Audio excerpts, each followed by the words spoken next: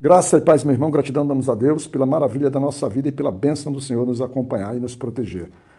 Hoje, dia 3 de maio de 2026, nós continuaremos nossa meditação no livro de Ezequiel, no capítulo 11, vamos lá no verso 19. E nele está escrito assim: Eu lhes darei um coração, um só coração, e colocarei um novo espírito dentro de vós, e tomarei o coração de pedra para fora da sua carne, e lhes darei um coração de carne. Também é dito na versão NAA: Eu lhes darei um só coração e porei um espírito novo dentro deles. Tirarei deles o coração de pedras e lhe darei o coração de carne.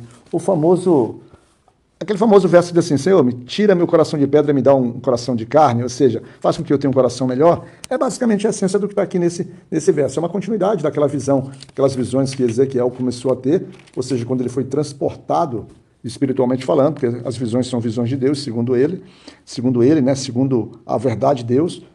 Ele sai do cativeiro espiritualmente e vai para Jerusalém. E aqui está finalizando. E o Senhor, a simbologia dos estudos em relação a esse capítulo, quando você entra ali no 9, no 10, principalmente no 10 e no 11, é uma complexidade um pouquinho maior, mas a essência que eles abordam é, vamos dizer assim, o distanciamento da glória do Senhor, vamos dizer assim, o abandono da glória de Deus em relação à cidade, em relação ao templo, e indo embora, fazendo aquele vazio, fazendo aquele lamento e fazendo com que isso seja um dos momentos mais tristes, ou seja, Deus decreta solenemente o seu juízo e, vamos dizer assim, meio que vira as costas para o povo, entre aspas, porque, na verdade, a finalização de tudo que Deus está passando, na verdade, a gente vê ali no verso 23, quando ele diz assim: a glória do Senhor subiu do meio da cidade e se pôs sobre o monte que está a leste da cidade. Ou seja, ele já não se mistura mais, já não está ali diretamente, está deixando o povo ao seu relento, no sentido de colher os frutos das suas discordâncias, das suas desobediências, mas o Senhor está como se fosse um sentinela vigilante, olhando para o seu povo, já que sua misericórdia estabelece sempre junto dele. Então, o cenário é aquele cenário que se repete, mas ele traz um aspecto em que, dessa vez, já ali no portão leste, como havia inclusive terminado no anterior, então a glória do Senhor é movida ali para o portão leste, ali, na entrada desse portão, o profeta é levado pelo Senhor e vê 25 homens. O interessante, ou o que é notável no texto, é porque tem hora que você não sabe o que de fato é real, se é algo acontecendo ou se é uma visão daquilo que de fato aconteceria. Porque quando você está lendo o texto, você se perde nessa confusão, porque na verdade é o que o profeta está vendo. E o profeta vê esses 25 homens, e o Senhor diz, esses 25 homens, entre eles a Bíblia destaca dois nomes, que é Jazanias e Pelatias, e eles são considerados, vamos dizer assim, considerados ali, são filhos daqueles chamados chefes do povo, ou seja, e a Bíblia taxa eles de uma maneira muito, muito negativa. No verso 2 ele diz assim, no verso 2 ele diz assim, é que eu ia ler na versão NAA, e eu esqueço que eu uso normalmente a BKJ. Então ele me diz: filho do homem, estes são os homens que maquinam mal e dão perverso conselho nessa cidade. Você lembra daquelas 6 coisas que Deus detesta e a 7ª ele abomina? Um dos elementos que está previsto ali é o quê? Homens que maquinam mal. E esses homens são homens que maquinam mal, homens mentirosos, homens que trapaceiam, homens que trazem falsa esperança. Então ele traz assim, ele traz na Bíblia BKJ, ele traz mentiras como, por exemplo, olha, o fim não está próximo, Jerusalém se sustentará, edifiquemos nossas casas, ficamos aqui, não dê atenção àquilo que Jeremias diz. Enquanto Jeremias, eu acho lá no capítulo 29, quando a gente vai ver, ele falava que para o pessoal no cativeiro para construir casas, já que o cativeiro seria longo. Aqui eles fazem justamente o reverso. E o problema disso é que depois que você contamina o coração do homem, né, com falsas esperanças, ele vai esperar um resultado diferente do Senhor, e esse resultado, quando alcança, acaba abalando até a sua fé. E isso é o que esses homens trazem.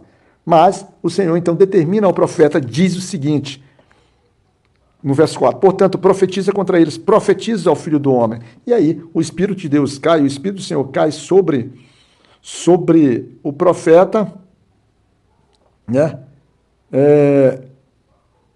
Profeta, para que ele possa revelar e enxergar por meio do Senhor que ele tem a clareza daquilo que aqueles homens perversos têm. E aí o Senhor então vai trazer a situação em que eles multiplicam os mortos, e eles vão trazer o aspecto que que aquela cidade funciona como um caldeirão de escárnio, ou seja, que eles se sentem protegidos, mas o Senhor, lá no verso 11, vai se opor ao entendimento deles, quando diz o seguinte: esta cidade não será o vosso caldeirão, nem vós sereis a carne no meio dela, mas eu vos julgarei na fronteira de Israel. Querendo dizer o seguinte: olha, vocês não queriam buscar a espada, vocês não queriam nada disso, mas eu levarei a espada até vocês. Eu os matarei, eu julgarei, eu tratarei vocês ali nas fronteiras distantes. Dizendo, e outro aspecto que a gente consegue ver aqui é que quando o profeta Jeremias profetizava, o que ele encontra, o que acontece, segundo o que está escrito no verso 13, ele diz assim: sucedeu quando eu profetizava que Pelatias, filho de Benanias, morreu. Então eu caí sobre a minha face e clamei com alta voz e disse: ah, Senhor Deus, darás tu um fim total aos remanescentes de Israel? Então ele enxerga, na verdade, inclusive na morte daquele ímpio, daquele perverso, o profeta se preocupa com os remanescentes, porque ele no coração dele ele acaba enxergando a possibilidade que o Senhor já está tão irado que se levantaria inclusive sobre todos, que é uma coisa que não é real, o que a gente vê na Bíblia. Mas isso é uma forma que, até mesmo com a morte de um ímpio, o profeta ele sente, ele se comove.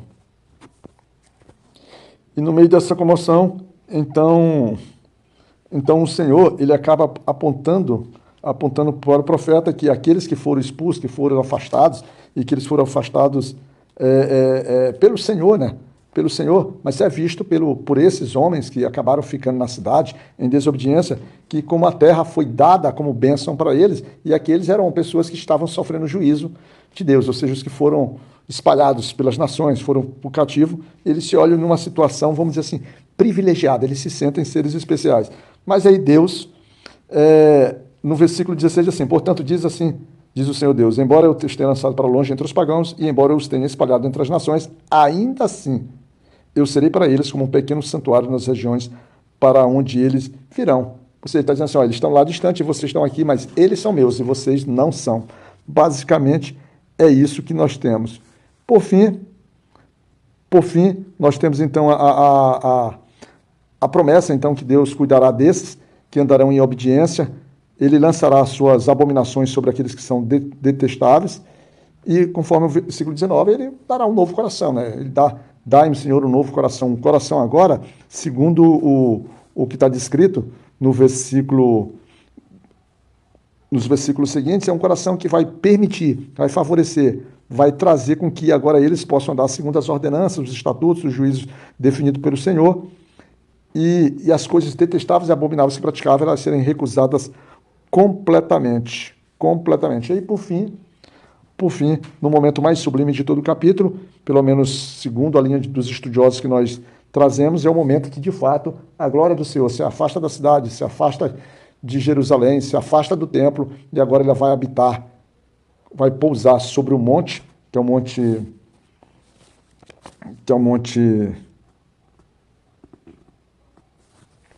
que ficava ali ao lado leste da cidade. E após tudo isso, o Senhor traz de volta, ou seja, o Espírito do Senhor. É muito importante esse detalhe, porque o tempo todo o profeta está sendo movido, está sendo levado pelo Espírito do Senhor. E aí, a partir daí, então, a sua percepção fica mais aguçada, o seu entendimento, há discernimento, há compreensão, porque muitas coisas são diferentes para ele. E ele retorna, então, para a zona do cativeiro e fala todas aquelas coisas aos homens que ali estão.